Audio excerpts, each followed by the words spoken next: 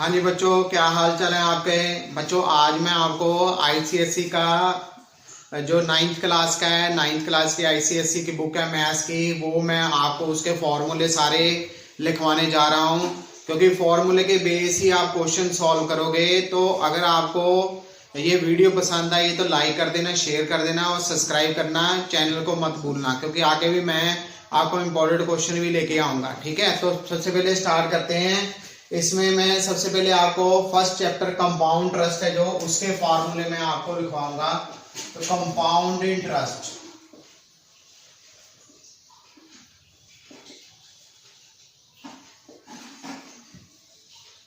तो compound interest में हम सबसे पहले सिंपल इंटरेस्ट का फॉर्मूला लेते हैं। सिंपल इंटरेस्ट फर्स्ट फॉर्मूला है सिंपल इंटरेस्ट का। सिंपल इंटरेस्ट हम कैसे निकालते हैं?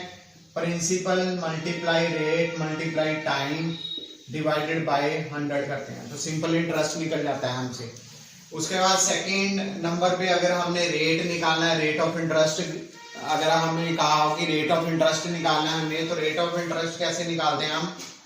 रेट ऑफ इंटरेस्ट, तो रेट ऑफ इंटरेस्ट के लिए हम रेट ऑफ इंटरेस्ट में हम इसी से ड्राइव करेंगे फॉर्मूला। ये हमारा फंडामेंटल फॉर्मूला है और ये ड्राइव फॉर्मूला। ड्राइव हम कहां से करेंगे? यहां से करेंगे।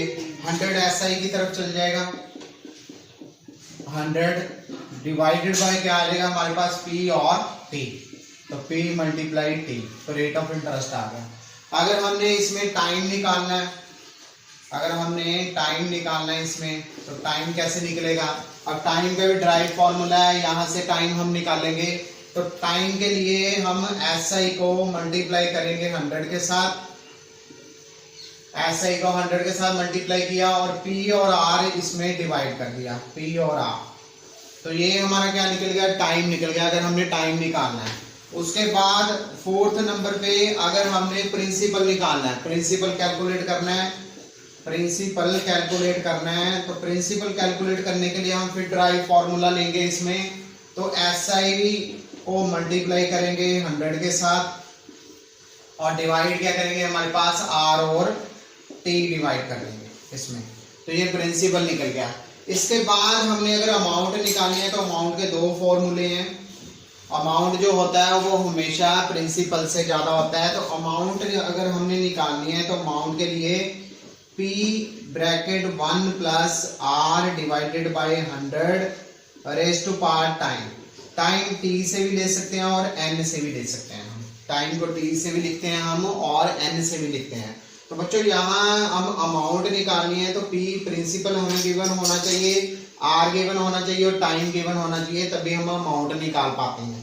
तो अगर अमाउंट निकालने के लिए एक और फॉर्मूला है, अमाउंट अगर निकालनी है हमने तो हम क्या करते हैं? सिंपल इंटरेस्ट निकाल के प्रिंसिपल में प्लस कर देते हैं।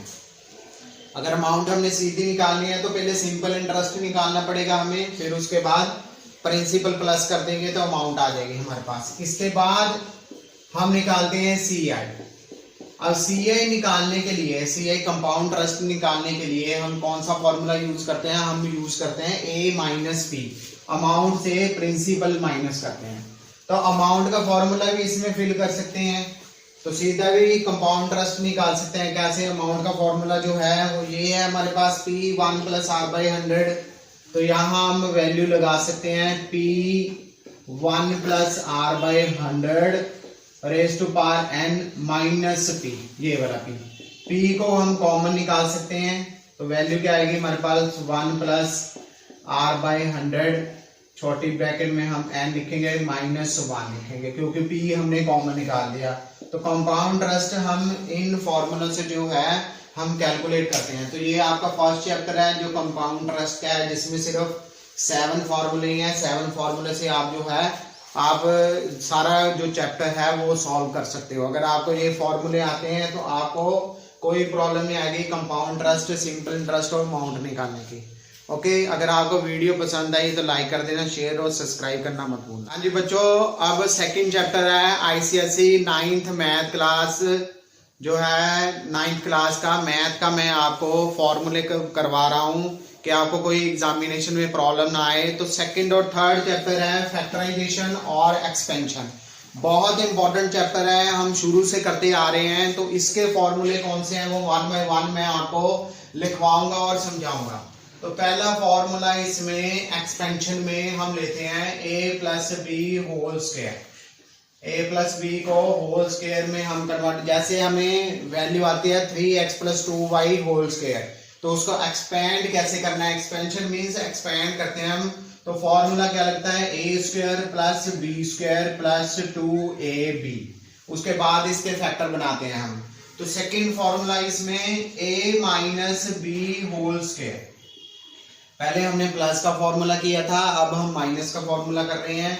तो इसमें भी a स्क्वायर आएगा और b स्क्वायर आएगा, माइनस 2ab आएगा। ठीक है, तो ये सेकंड फॉर्मूला है। थर्ड फॉर्मूला हम इसमें करते हैं a square minus b square.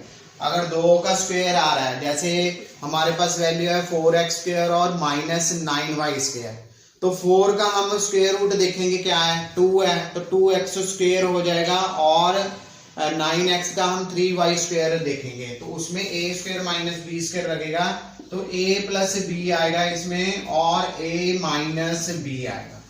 Okay बच्चों, तो थर्ड फॉर्मूला है। उसके बाद फोर्थ फॉर्मूला है, उसके बाद क्यूब का फॉर्मूला आ जाता है हमारे पास, a plus b whole cube. तो होल क्यूब में हम कैसे लेते हैं, होल क्यूब का हम मतलब दो तरीकों से लिख सकते हैं। उसमें कैसे आ सकता है, a cube plus B cube plus 3a square b plus 3ab square. तो दो मेथड है इसके लिखने के, दो मेथड से हम लिख सकते हैं, और डाल देता हूं। और दूसरा मेथड है a cube plus B cube plus 3ab, और ब्रैकेट में हम लिख देते हैं a प्लस बी। जो ये वैल्यू आ रही है हमारी, ये मल्टीप्लाई करके आ रही है, 3ab को a से मल्टीप्लाई किया, 3ab को b से मल्टीप्लाई किया, तो ये वैल्यू आ गई हमारे पास। उसके बाद फिफ्थ इसमें है, फिफ्थ में भी हम दो माइनस की टर्म है, तो क्यूब की टर्म है, तो इसमें भी हम दो फॉर्मूले जो हैं वो बना सकते हैं। a क्यूब आता है माइनस बी क्यूब, उसके बाद minus 3a square b plus 3ab square. तो इसके भी दो फॉर्मूले आते हैं हमारे पास। दो फॉर्मूले हम लिख सकते हैं, a cube minus b cube minus 3ab, और ब्रैकेट में a माइनस बी। तो इसमें दो दो फॉर्मूले हैं, आप कोई भी फॉर्मूला अप्लाई कर सकते हो पेपर में, आंसर दोनों का सेम ही आएगा। इसके बाद सिक्स्थ आपका फॉर्मूला है कि दोनों का क्यूब अगर हो, मतलब a cube plus B cube, पहले होल क्यूब था, अब है a cube plus B cube. अब a cube plus B cube में हम क्या लिखते हैं, a प्लस बी आता है हमारे पास। उसके बाद वैल्यू आती है a square minus ab plus B square. तो ये a cube plus B cube का फॉर्मूला है। इसमें हम प्लस लिखते हैं पहले, और एक में माइनस आता है, बाकी स्क्वायर में टर्म होती है। उसके बाद सेवंथ फॉर्मूला है हमारे पास। सेवंथ फॉर्मूले में a cube minus b cube आएगा। अब पहले हम होल क्यूब कर रहे थे, होल क्यूब की वैल्यू है, और ये सिंगल सिंगल क्यूब की वैल्यू है। अब सिंगल क्यूब की वैल्यू है a माइनस बी, उसके बाद a स्क्वायर, अब जहां माइनस आया था वहां प्लस आएगा, प्लस बी स्क्वायर आ जाएगा हमारे पास। अब ये वैल्यू माइनस थी, और इसमें क्या आ गया, प्लस की वैल्यू आ गई, और इसमें माइनस आ गया, इसमें प्लस था, तो ये वैल्यू आ गई। उसके बाद एट्थ जो फॉर्मूला इसमें वेरी वेरी इंपॉर्टेंट, वो आ जाता है तीनों का square, a plus B plus सी का होल स्क्वायर इजिकल टू।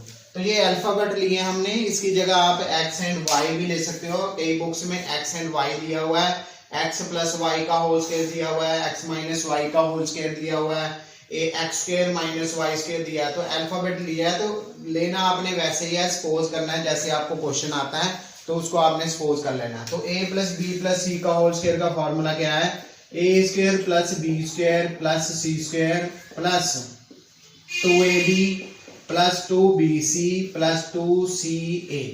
तो ये फॉर्मूला भी बहुत इंपॉर्टेंट है। इसमें क्या है, इसमें दो तरह के क्वेश्चन आते हैं। एक आपको आएगा 2x plus 3y plus 4z का होल स्क्वायर, तो आपने ये फॉर्मूला लगाना है। और कई बार क्या होता है, a plus B plus c की वैल्यू गिवन होती है, a square plus B square plus C square की वैल्यू गिवन होती है, तो हमने ये वाली वैल्यू निकालनी है। तो इसको हम ऐसे भी लिख सकते हैं इसको हम ऐसे लिख सकते हैं A square plus B square plus C square plus 2 common निकाल सकते हैं, A B plus B C plus C A लिख सकते हैं ऐसे। तो कई बार हमें ये वैल्यू गिवन होगी और ये वैल्यू गिवन होगी, तो आपने ये वैल्यू निकालनी है, तो इसमें फीड करके आप वो वैल्यू निकालोगे। इसका 9th फॉर्मूला है हमारे पास। 9th फॉर्मूले में हमारे पास क्या आता है, if A plus B plus C अगर 0 है, अगर if A plus B plus C अगर 0 है, तो इसमें हम क्या लिखते हैं, A cube plus B cube plus C cube is equal to 3abc। तो इसमें अगर a plus B plus C अगर आपको वैल्यू दी हुई है, उसने -15 दिया है, ठीक है, b की वैल्यू दी है और c की वैल्यू दी है, तो दोनों की वैल्यू माइनस करके आपके पास क्या आता है, अगर 0 आता है, a plus B plus c की वैल्यू को प्लस करके 0 आता है, तो आपने ये वाला फॉर्मूला लगाना है 3abc का। अब इसमें आगे 10th जो लास्ट इसमें है हमारे पास कि अगर a cube plus B cube plus C cube minus 3abc है, तो फिर इसका क्या फॉर्मूला आएगा, तो इसमें a plus B plus C पहले हम लिखते हैं, फिर लिखते हैं A square plus B square plus C square minus A B minus B C minus C A. तो ये फॉर्मूला है टोटल अगर हम A cube plus B cube plus C cube minus 3abc लेते हैं, तो ये फॉर्मूला हम पूरा उसमें लगाते हैं। तो उससे पहले जो ये फॉर्मूला था है तो ये भी सेम है, पर इसमें a plus B plus c की वैल्यू 0 होगी। अगर आपको ये तीनों क्यूब की वैल्यू गिवन दी हुई है, तो इसमें प्लस करके अगर 0 वैल्यू आ रही है, तो फिर हम ये फॉर्मूला लगाएंगे 3abc। अब इसमें आगे जो लास्ट फॉर्मूला है, लास्ट फॉर्मूले में अगर a plus b a plus 1/a का होल स्क्वायर आ जाए, a प्लस 1/a का होल स्क्वायर आ जाए अगर, तो हम इसमें भी वही लगाते हैं a प्लस बी का whole square. a plus b का होल स्क्वायर क्या है, a square plus 1/a square plus 2 multiply 1/a multiply a, तो a कैंसिल हो जाता है हमारे पास।